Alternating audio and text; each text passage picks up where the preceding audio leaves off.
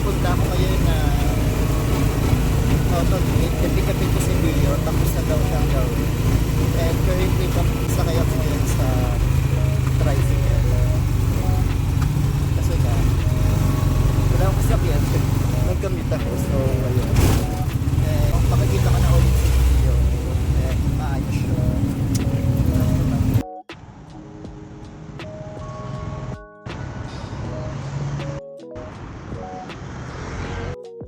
Ayun, so technically ito na siya, nasakyan ka na. And yeah, wala na yung basag dito.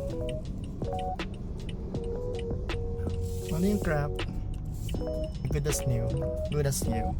Thank you dito sa tropa ko. Thank you Tolits for ayun, thank you for sa pag-asikaso